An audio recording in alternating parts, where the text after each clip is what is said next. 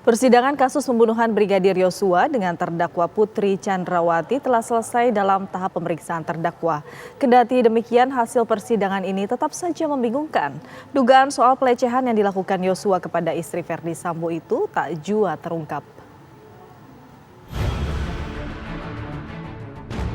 Persidangan kasus pembunuhan Brigadir Yosua dengan terdakwa Putri Chandrawati akan memasuki sidang tuntutan. Kendati demikian, tabir soal dugaan pelecehan yang dilakukan Yosua kepada istri Verdi Sambo itu tak jua terungkap. Tangis sang putri di hadapan majelis hakim pun menjadi tanya. Menurut pakar psikologi forensik Reza Indragiri Amril, hal tersebut kontras dengan hasil pemeriksaan dari Asosiasi Psikologi Forensik Indonesia atau APSIFOR dengan apa yang disampaikan Putri Chandrawati sendiri. Mas Reza, lihat seperti apa sih dari keterangan Putri Chandrawati? Apakah tampaknya meyakinkan memang di situ ada pelecehan seksual atau jangan-jangan itu hanya akting belaka penjelasannya? Kontras tajam antara hasil pemeriksaan APSIFOR dengan apa yang diutarakan oleh Putri Chandrawati sendiri. Kalau APSIFOR mengatakan setelah diperiksa PC ini mengalami freeze alias tonic immobility. Tubuhnya tidak mampu bergerak sehingga tidak mungkin bagi seorang putri untuk melawan, untuk melarikan diri, untuk berteriak. Jangankan bergerak, otaknya pun lumpuh. Itulah freeze, kata hasil pemeriksaan. Tetapi ternyata Putri Chandrawati mengatakan di hadapan majelis hakim bahwa tidak butuh waktu berhari-hari, tidak butuh waktu berjam-jam. Hanya selang sekian menit setelah tanda petik diperkosa, dia justru minta bertemu dengan pelaku pemerkosaan itu. Ini menurut saya penanda bahwa pertama, dia tidak sungguh-sungguh mengalami freeze sebagaimana hasil pemeriksaan APSIFOR, dan lebih mendasar lagi, kuat perkiraan saya dia tidak pernah diperkosa apalagi oleh mendiang Brigadir Yosua.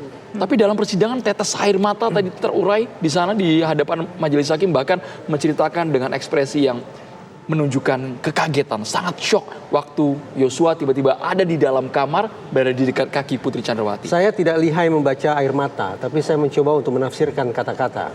Kalau kemudian kita coba simak perkataan Putri dari menit ke menit, dari jam ke jam, kita bisa saksikan betapa banyak hal-hal yang sifatnya kontradiktif satu sama lain. Contohnya, bahwa dia mengaku kepada majelis hakim tidak mau bercerita ke suami tercinta, bahwa dia sudah diperkosa. Tapi tadi saya katakan, selang beberapa menit setelah diperkosa, justru dia minta bertemu bukan dengan suaminya. Bukan minta bertemu dengan dokter, bukan minta bertemu dengan tenaga psikologi, minta bertemu dengan orang yang sudah memperkosa dia. Tidak masuk akal. Satu. Yang kedua, dia katakan bahwa dia berusaha untuk menenangkan Kuatmaruf. Aneh, seorang korban perkosaan yang kita asumsikan mengalami guncangan yang hebat, justru tidak terlalu risau terhadap dirinya sendiri, tapi lebih memilih untuk menenangkan orang lain yang tidak ada sangkut pautnya dengan peristiwa pemerkosaan tersebut. Karena itu simpulan saya bahwa saya masih tetap yakin dengan pandangan pertama yang saya sampaikan di TV One sekian bulan silam. Oke, baik. Bahwa orang ini melakukan malingering, itu perkiraan saya, alias pura-pura sakit. Hal yang sama disampaikan aktivis sosial Irma Huta Barat. Kontradiktif pernyataan terdakwa Putri Chandrawati akan melilit dirinya sendiri. Bila dilihat dari fakta persidangan dengan hasil pemeriksaan, banyak yang menyaksikan bahwa perkosaan itu benar terjadi. Menyambung yang dikatakan oleh Mas Reza tadi, mana ada sih perempuan diperkosa memanggil pemerkosanya ke kamarnya.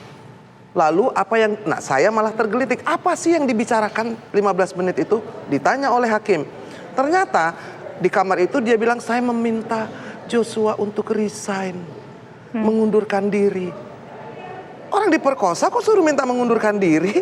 Itu lebih tidak masuk akal. Jadi tidak masuk akalnya itu berganda-ganda dan berlipat ganda, sehingga apapun yang diucapkan dari mulutnya itu hanya akan melilit dirinya sendiri. Kenapa? Karena perkosaan itu tidak pernah ada. Nggak gampang loh. Kalau mau malingering pura-pura sakit boleh. Tapi ini tadi kan beliau katakan ini malingering. Tetapi malingeringnya adalah karena korban perkosaan. 3 kali diperkosa. Lalu kemudian minta supaya mengundurkan diri. Lalu pada waktu ada yang lebih aneh lagi. Pada waktu sampai di Saguling, itu suami di lantai 3. Hakim tanya, apakah langsung bercerita? Tidak, saya makan dulu. Tidak masuk akal. Kamu berceritakan sesuatu, kamu diperkosa, lalu kamu mau makan dulu, lalu suami kamu juga nggak ikut nemenin makan, nggak mau nanya, yang mana lebamnya mama, yang mana lukanya, tidak ditunjukkan sama sekali. Lalu hakim menanyakan, Apakah ada lebam? Ada yang mulia. Dilihat nggak sama suami? Saya malu. Itu doesn't make sense.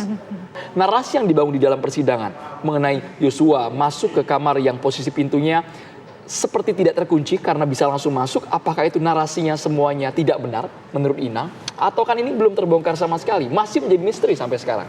Saya pikir sudah tidak ada lagi misteri kok dalam hal ini. Karena kita melihat kalau secara teknis saja tidak memungkinkan. Saya ingat kok, beliau mengatakan yang namanya predator pemerkosa itu harus tahu teritorinya ini aman. Di dalam teritori itu ada yang namanya kuat, ada yang namanya susi. Tidak sendiri. Itu di rumah komandannya. Betul. Yang kedua, jadi dari soal itu, dari soal lokus tidak masuk akal. Dari soal relasi kuasa lebih tidak masuk akal lagi. Oke, baik. Yang bisa itu adalah kalau dia betul-betul lagi sudah nggak bisa nahan, apalah konak istilahnya ya, itu dia kenapa nggak perkosa Susi saja gitu loh. Oke, Ya baik. kan, Nah, jadi itu lebih ini masuk kalau akal menurut secara relasi kuasa. Oke. Jadi the whole story itu adalah nonsense, dan ketika itu dibangun di atas kebohongan, maka ini menjadi berlarut-larut. Oke. Sidang menjadi tidak menyentuh substansinya. Oke. Sementara itu, menurut pakar hukum pidana Hipnu Nugroho mengatakan apa yang disampaikan terdakwa Putri Chandrawati kalau dirinya korban perkosaan dan tanpa visum ini akan menjadi lemah di dalam suatu konsep mencari motif. Dan ini sulit untuk dipertanggungjawabkan dalam persidangan. Ini menjadi rumit dan menjadi permasalahan sendiri. Dalam hukum pidana, kalau sudah masuk pembuktian, itu teorinya adalah based on evidence. Artinya bukti yang disampaikan dalam persidangan. Sehingga kalau sampai bukti-bukti yang dalam persidangan terkait pelecehan, terkait perkosaan yang tidak reliable, ya, itu tidak mempunyai kualitas lagi pembuktian. Apalagi kalau kita masuk sampai mendalam tentang pelecehan, kita bukan perkara pembuktian pelecehan ataupun perkosaan, ini adalah perkara pembunuhan berencana. Begitu, ini yang harus kita judulnya seperti itu. Oke, kita sekarang mencari motif. Lah, motif di sini sampai sekarang tidak pernah memberikan suatu kejahatan sebagai bentuk reliable. Perkosaannya seperti apa tadi sampaikan Mas Reza, Mbak Inang. Buktinya apa? Visumnya seperti apa? Siapa yang mengeluarkan? Oke lah, kalau pelecehan misalkan. Oke, perkosaan tidak ada, tapi pelecehan. Terkait lebam, itu sangat mudah sekali.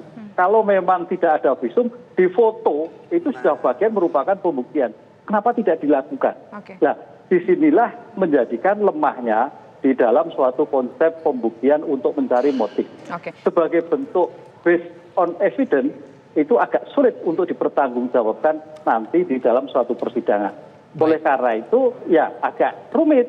Agak rumit, Mas. Ini menjadi permasalahan tersendiri. Itulah kelemahan-kelemahan yang terjadi dalam kasus kekerasan seksual ketika tidak segera dilakukan pemeriksaan visum. Karena namanya tubuh dalam hitungan hari sudah seperti keadaan semula. Akan sulit untuk membuktikan kembali, apalagi sampai berbulan-bulan. Mengapa Yosua bebas masuk ke kamar pribadi Putri Chandrawati? Bagaimana pula Yosua bisa berada di kaki Putri? Selain itu, dugaan soal pelecehan yang dilakukan Yosua kepada istri Verdi Sambo itu tak jua terungkap. Akankah tangis dan pemaparan Putri bisa meluluhkan hakim? Masih banyak pertanyaan di kasus ini. Seperti diketahui dalam persidangan Rabu lalu, tangis sang putri di hadapan majelis hakim pun menjadi tanya. Apakah benar karena tertekan atau hanya siasat belaka demi lolos dari jerat hukuman maksimal? Lantas mungkinkah cerita dugaan pelecehan seksual yang digaungkan Putri Chandrawati bakal mengurangi hukumannya?